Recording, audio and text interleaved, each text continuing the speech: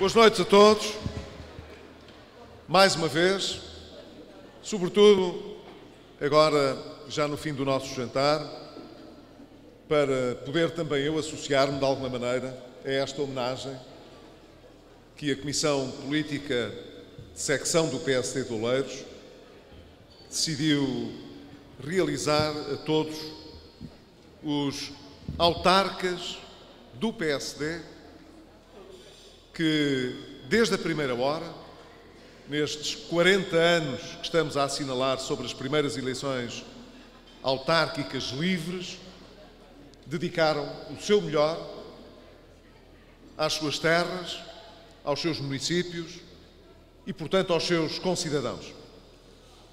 Aquilo que somos hoje no PSD deve-se muito também à ação dos nossos autarcas ao longo de todos estes anos.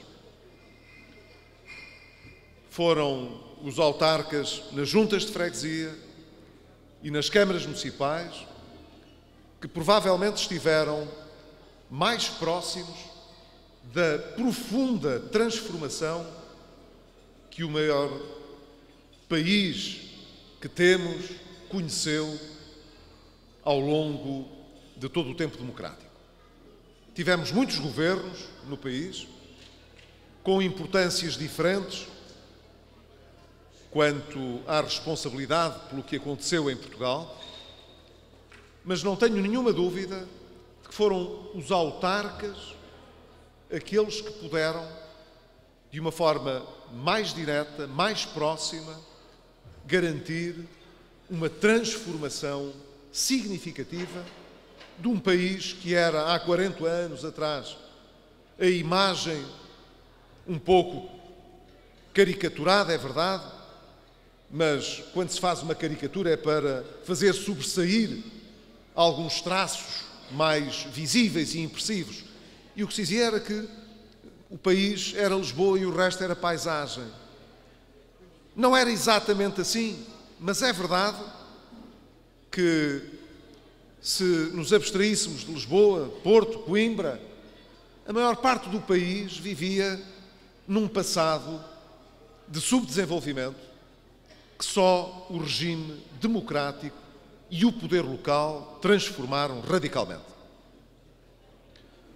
É por isso que eu tenho uma grande honra em associar-me hoje à homenagem que aqui em Oleiros se faz a todos aqueles que em Oleiros, desde 1976, provavelmente um bocadinho antes ainda com a Comissão Administrativa, com as comissões administrativas, mas desde as eleições democráticas de 76, deram o seu melhor para que esta terra também se transformasse tanto e pudesse estar ao nível das ideias, expectativas, condignas que os oleirenses têm relativamente à sua terra. E como muitos deles não conheço pessoalmente, ouvimos aqui há bocadinho chamar pelos seus nomes, não levem a mal que a todos cumprimento com admiração e com muito respeito, através justamente do Presidente da Comissão Política do PSD de Oleiros, o Comendador José Marques, que foi ele próprio um dos autores, durante muitos anos, desta transformação democrática no Concelho de Oleiros. Mais uma vez, parabéns, José Marques, a si, que continua a ser um símbolo do PSD em Oleiros, mas a todos os autarcas que o acompanharam nestes anos todos e que fizeram de Oleiros aquilo que hoje Oleiros é. Mas é também um prazer enorme poder estar naquilo que é, provavelmente, a primeira cerimónia de lançamento de, neste caso, recandidatura de um autarca do PSD. O Dr. Fernando Jorge foi eleito pela primeira vez Presidente de Câmara em 2013. É uma pessoa que estimo muito, que tenho por amiga, que colaborou comigo em política nacional, na Comissão Política Nacional, e que, antes disso, já fazia o favor de me dedicar muitas atenções, tempo e apoio. Foi também uma das pessoas que me ajudou a ser eleito presidente do PSD e a levar o PSD ao governo em 2011. Sei bem que é um homem que tem uma vida cheia e que aceitou ser candidato à Câmara de Oleiros, não porque estivesse à procura de nenhuma recompensa, não porque precisasse de lugar para coisa nenhuma, apenas porque sentia, em primeiro lugar, a responsabilidade de continuar um trabalho importante que tinha sido desenvolvido aqui em Oleiros, mas porque estava persuadido de que valia a pena dar o seu melhor, porque as pessoas merecem que aqueles que estão na vida pública lhes possam dedicar o melhor das suas qualidades e dos seus recursos. O Dr. Fernando Jorge é seguramente um dos bons exemplos que precisamos de acarinhar, porque tem dado o melhor de si próprio, ainda tem muito para dar, mas eu tenho a certeza de que, na forma como desempenhou estas suas funções, de forma dedicada, humilde e, ao mesmo tempo, voluntariosa, terá não apenas um grande reconhecimento aqui em Oleiros, mas a satisfação de poder continuar a servir a sua terra.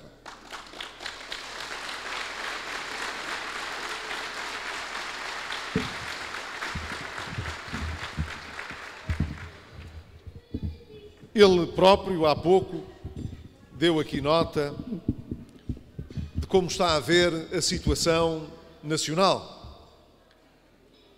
E eu não queria inverter os papéis e vir aqui falar de Oleiros, que seria mais propriamente tratado quer pelo Presidente da Comissão Política, quer pelo agora recandidato à Câmara de Oleiros. Mas quero acompanhá-lo um bocadinho numa reflexão aqui convosco sobre o nosso futuro. Agora não é apenas de Oleiros, mas do país. Nós estamos hoje a assinalar, e eu associei-me a isso aqui em Castelo Branco esta tarde, o primeiro aniversário sobre a tomada de posse do novo governo. Faz justamente hoje um ano que o governo tomou posse. Este governo não queria que outro tivesse tomado posse. Lembro-me dos apelos que se faziam ao Sr. Presidente da República de então para que não perdesse tempo a dar posse a outro governo que não fosse aquele que o Partido Comunista, o Bloco de Esquerda e o Partido Socialista estavam a forjar. Lembro-me mesmo do Presidente da República ter perguntado se já tinham um acordo. Disseram que o haveriam de ter. Estavam a trabalhar nisso. Mas pediam ao Presidente da República que não perdesse tempo a olhar para o resultado das eleições e que esperasse que eles concluíssem o governo, mas fossem logo arranjando maneira do Presidente da República indigitar o Dr. António Costa, Primeiro-Ministro. Não sei se se lembram disto, eu lembro-me disto, não foi assim há tanto tempo, foi há um ano. Na altura, na verdade, esses partidos tinham uma preocupação enorme. Queriam evitar deitar abaixo o governo que tinha ganho as eleições.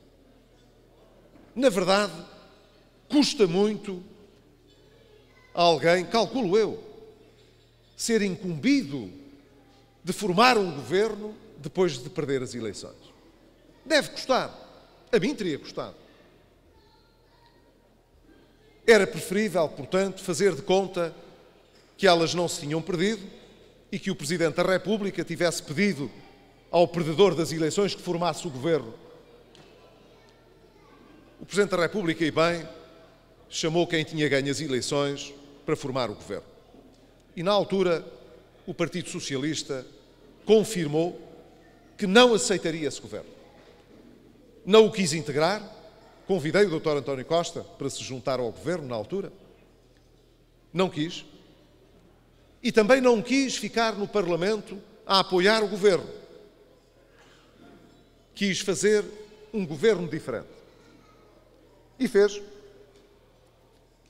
E, querido amigo Dr. Fernando Jorge, é verdade, nos municípios a gente vota para o Presidente da Câmara. E é por isso que, votando no símbolo partidário, na verdade, tratando-se de um candidato apresentado por um partido, porque para as câmaras também há candidaturas independentes, o mais votado é aquele que é o Presidente da Câmara. Mas nós não votamos para o Primeiro-Ministro. De facto, votamos nos partidos. A maior parte das pessoas sabe, no entanto, que votando para os partidos pode estar a escolher um Primeiro-Ministro. Na última semana de campanha, disse algumas vezes, não sei se se lembram, cuidado com as eleições, para não acordarem no dia seguinte com um governo e um Primeiro-Ministro diferente daqueles que julgam ter escolhido. Foi mais ou menos o que aconteceu. Respeitou-se a democracia e isso importa. É o Parlamento que escolhe o governo. E o Parlamento responderá perante o país na altura própria. O que desejávamos nós que acontecesse? Que todo o esforço que fizemos, e aqui o que fizemos não é o PSD e o CDS, é que fizemos o país. Que o esforço que o país fez durante anos de grandes dificuldades para sair da bancarrota, para crescer e gerar emprego, não fosse atirado pela janela fora. Isto era o que nós queríamos. Sentimento mais nacional não há. Ninguém pode estar seguro de que tem as melhores respostas. Às vezes temos boas, outras vezes poderíamos ter melhores. Mas o que queremos sempre é o melhor para o nosso país. Se nos custou tanto sair da bancarrota, porque haveríamos de pôr em risco todo o esforço que fizemos. O nosso desejo, portanto, era que o país pudesse continuar o trabalho que foi feito. Um trabalho de ter a nossa economia a crescer mais, a poder criar mais emprego, a poder exportar mais para o exterior, a atrair aquilo que nos falta, que é recursos financeiros, capital, para as nossas empresas, para a nossa economia, para os nossos municípios, para as nossas regiões. Isso era o essencial. Está isso a ser feito? Podia estar. E se fosse assim, estávamos tristes por não estar no governo, mas satisfeitos por as coisas correrem bem. Lá haveria de chegar a nossa vez. Lá há de chegar a nossa vez. Já estivemos no governo, já estivemos na oposição, já voltámos ao governo, lá iremos outra vez.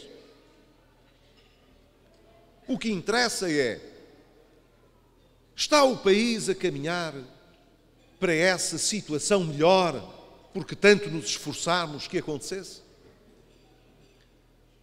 E a minha resposta é, tenho pena de não poder dizer uma coisa mais agradável, mas eu acho que não. Eu acho que não. Porquê é que eu acho que não? Porque estamos a crescer menos do que estávamos antes. Quando se vai para melhor, deve-se crescer mais e não menos. Se depois das dificuldades todas, no primeiro ano de recuperação crescemos 0,9, no segundo 1,6, porque é que agora nos havemos de esfalfar para ver se crescemos um bocadinho mais que 1? Estamos a perder gás. Não estamos a andar com mais força. Durante anos, o governo que antecedeu aquele que eu chefiei duplicou a nossa dívida, dobrou-a. Durante 6 anos, o engenheiro Sócrates dobrou a dívida do Estado. E ela hoje atingiu, no terceiro trimestre deste ano, 133% da nossa riqueza. Portanto, mais do que a nossa riqueza produzida em cada ano. O ano passado, a dívida tinha baixado. Este ano já está a aumentar. Não é bom. Ainda para mais, quando se deve tanto. Se devêssemos pouquinho, ainda é como o outro. Vai-se ao banco buscar mais um empréstimozinho, mais um pouco, enquanto os nossos rendimentos e os nossos bens derem bem para cobrir o que estamos a pedir, não há problema. Mas quando a gente chega ao banco e diz, olha, nem com a casa, nem com o carro, nem com o que tenho, nem com o que vou ganhar, não chega para o que vou pedir, o que é que os bancos dizem? Diz, meu amigo, eu não lhe posso emprestar. Um país que tem uma dívida desta dimensão não é como uma família. Mas não é tão diferente assim. O Banco Central Europeu agora empresta dinheiro com mais facilidade para ver se saímos desta armadilha de não ter inflação. O Japão anda há 20 anos nisto e não consegue sair disso. E as pessoas gastam sempre menos, pensando que os preços baixem no dia a seguir. É uma coisa horrível. Não é que as pessoas não precisem de gastar, mas quem pode esperar um dia ou dois porque há de gastar hoje se amanhã paga menos? É uma armadilha horrível. As pessoas vão adiando as suas decisões. O Banco Central Europeu está, portanto, a desenvolver uma política para evitar isso na Europa. E isso faz que o dinheiro esteja barato. Mas que interessa que o dinheiro esteja barato se a gente deve tanto? Não devíamos estar a aumentar a dívida. É perigoso. E é o que está a acontecer.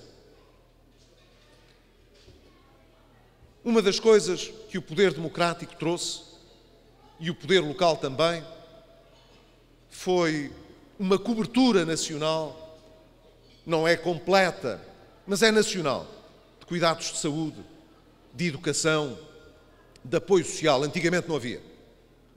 Quando eu, com 10 anos, cheguei a Portugal, isso praticamente não havia. E quando aterrei na terra do meu pai, ela estava sem água, sem eletricidade, sem esgoto, sem estradas, na mesma como no tempo do pai dele e do avô. Isso foi alterado radicalmente, felizmente. Nós hoje não temos tanto quanto gostaríamos, mas temos centros de saúde, escolas, apoio social. Agora, o que não temos é gente. Em muitos sítios, o que não temos é gente. São outros problemas. Mas temos estas ofertas todas. Muitas delas ficaram em risco quando chegámos à bancarrota, porque não tínhamos dinheiro para pagar. E agora, como é que estão as coisas? Eu digo-vos como estão. Quando eu cheguei ao governo, a dívida na saúde era de 3.600 milhões de euros. Um dinheirão. Havia fornecedores que ameaçavam não fornecer o Serviço Nacional de Saúde. Quer dizer, os hospitais podiam não ter o que era necessário para acudir às pessoas. Porquê? Porque o Estado não pagava. E nós, formiguinhas, reduzimos essa dívida em mais de 2/3. Em mais de 2/3. Para cerca de 1,2 milhões de euros. E continuávamos a pagar o que vinha de trás. Pois agora todas essas dívidas voltaram a aumentar. Assim, às vezes, há razão de 50 milhões por mês. É assim. E o Estado está outra vez a deixar de pagar. O que me dizem? Isto é bom ou é mau? Não deve ser bom. Se estas dívidas estão outra vez a começar a aumentar, isso não é bom. Claro, ainda não é péssimo. As pessoas vão aos hospitais Algumas já sentirão qualquer coisa. Quem está nas escolas sente. Faltam professores. Há muitas escolas, os sindicatos agora não fazem barulho, mas há muitas escolas que não têm os professores que deviam. Há falta de professores. E não é só no interior do país. Olha, na escola da minha filha mais pequena, que anda no 4º ano, não há professor nem de Educação Física, nem o professor para as AECs. Não há. Não tem dinheiro. Às vezes nem há papel higiênico lá na escola. É preciso os alunos levarem e os professores levarem. Não há dinheiro. Não há dinheiro. Fernando Jorge, se tivesse sido no nosso tempo, era um escândalo. Agora não, agora está tudo bem. Agora estamos a melhorar. O Estado corta o dinheiro, mas não há problema. Quando é a esquerda que corta, não tem problema. Não estamos melhor. Infelizmente, digo, infelizmente, não estamos melhor. Concluo, porque não quero ser maçador, dizendo o seguinte: numa sociedade, num país, como em qualquer organização, numa família mesmo, numa empresa, numa associação, as pessoas podem pensar muito no futuro ou no dia-a-dia. É assim.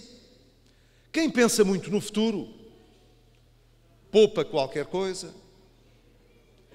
vai pondo de lado qualquer coisa a pensar no futuro, ou naquilo que tem de dar aos filhos, ou porque a família vai aumentar e possa ter mais encargos, e vai-se preparando para o futuro. Nós queremos ter um país a crescer muito mais, temos de investir mais. Isto explica-se bem. Se um dia estivermos no nosso máximo de produção, as exportações já não crescem mais. A gente exporta e produz o que pode. Se quiser mais, tem de investir, tem de contratar mais gente, tem de produzir mais. Isso exige investimento. Se não se investir, é uma questão de tempo. A gente tem lá os estoques, aquilo que já produziu antes, vai lá tendo ainda alguma capacidade que não está toda utilizada, mas à medida que for vendendo o que já produziu e que tiver a capacidade tomada, em cima disso já não pode fazer mais nada. Só pode dizer: a vida corre bem, estou a vender bem o produto que faço, tenho toda a gente a trabalhar, toda a empresa a laborar e o rendimento a surgir. Consequência: vamos aumentar a nossa capacidade, vamos contratar mais gente, vamos produzir mais. É assim que se pensa.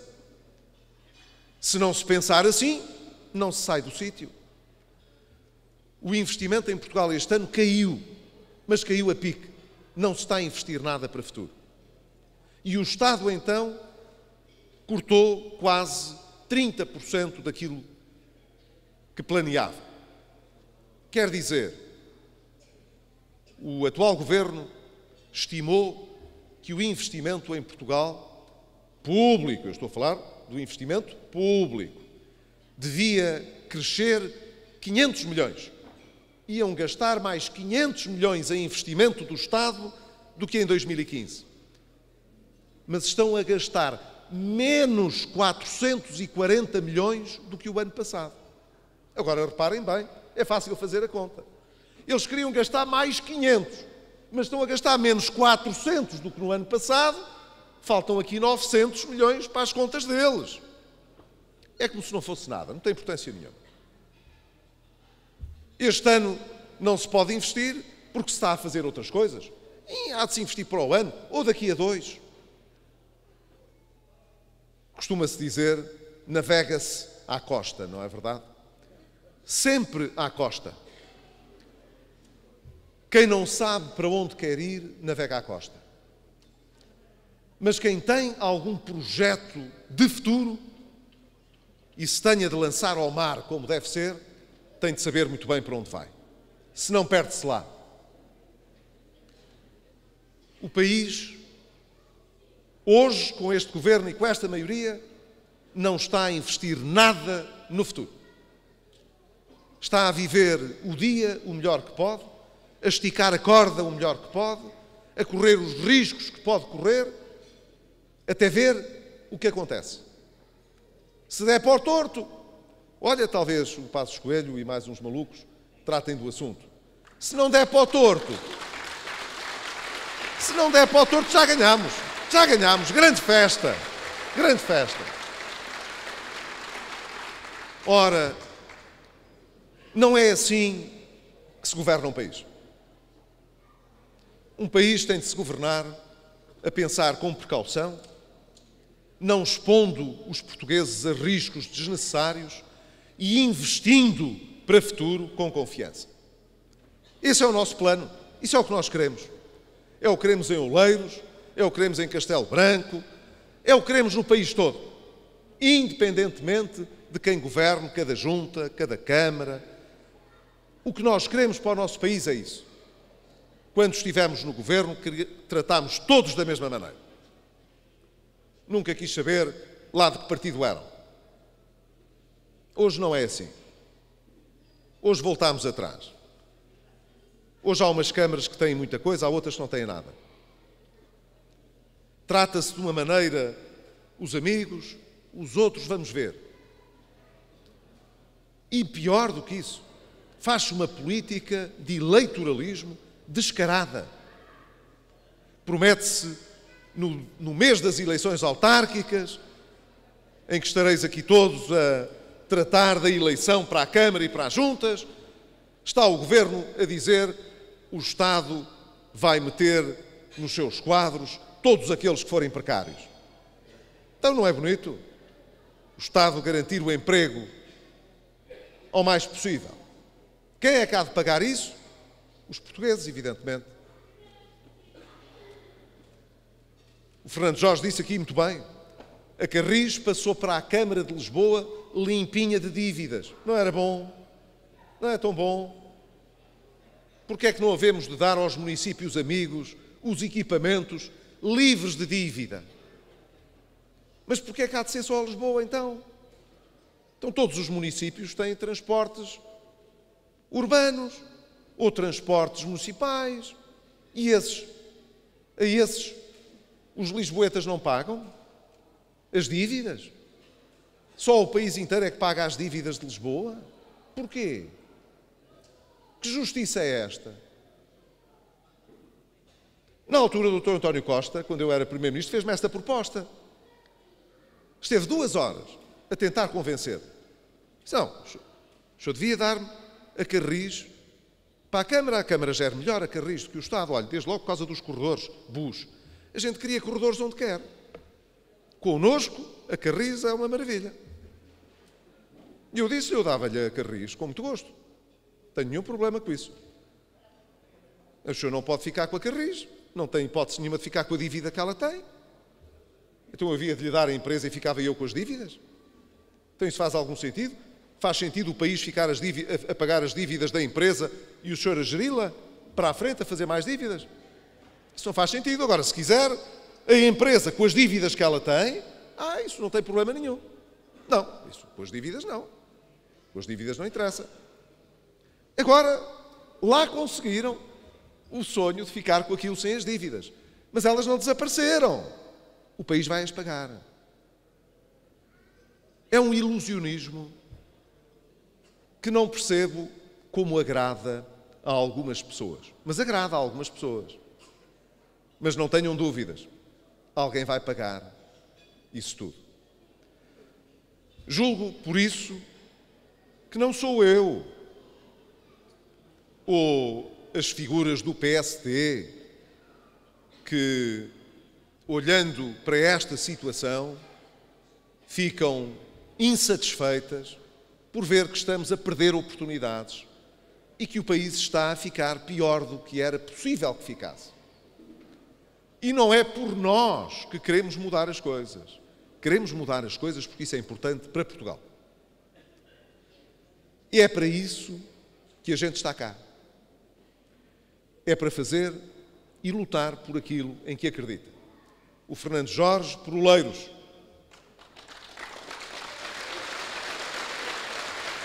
Porque não é fácil governar uma Câmara como a de Oleiros. Tem muito mérito mesmo. Em Oleiros não se pode fazer a dívida que o engenheiro Sócrates fazia. Em Oleiros não se pode ficar a dever como os governos anteriores e este agora voltam a fazer. Não se pode dizer às pessoas: olha, venha cá daqui a ano e meio que eu pago-lhe. Porque daqui a um ano e meio a empresa que fornece faliu, fechou a porta, o tipo está desempregado, foi à ruína. Se a Câmara não pagar a tempo e horas, é uma ruína para toda a gente. Nas câmaras como em Oleiros, tem de se ser responsável, tem de se gerir bem, tem de se atender toda a gente, ouvir, tratar a todos por igual, é assim. É por isso que nós estamos empenhados em Oleiros, mas também estamos empenhados em lutar pelo nosso país. E devemos sempre lutar por aquilo em que acreditamos. Sobretudo se estivermos persuadidos de que aquilo que são as nossas convicções estão certas para o nosso país. E eu acho que as nossas estão certas para o nosso país. Sabem porquê? Porque as políticas que nós desenvolvemos em Portugal deram certo.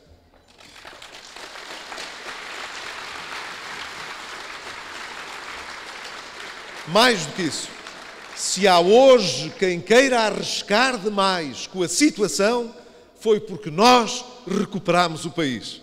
Se o não tivéssemos feito, andavam cá a pedir a autorização à Troika para gastar o dinheiro. Não precisam de pedir a autorização à Troika porque nós mandámo-la embora, depois do Partido Socialista a ter pedido para o nosso país. Portanto, se as nossas políticas deram certo e se as coisas que pensamos dão bom resultado, não devemos lutar por elas? Devemos. E eu sei que com o Zé Marques, com o Fernando Jorge, com os que estão aqui nesta sala, com os que não estão aqui, com os que são do PSI e com os que não são, porque isto não é uma questão de partido, é uma questão do nosso país, que nós conseguiremos mostrar que o país pode estar muito melhor, pode crescer muito mais, pode ter um futuro muito melhor, desde que as políticas corretas sejam executadas. E é por elas que vamos lutar com o vosso apoio. Um abraço grande e a melhor sorte para as eleições autárquicas, sabendo que a sorte dá muito trabalho. Viva Oleiros, viva o PSD, viva Portugal!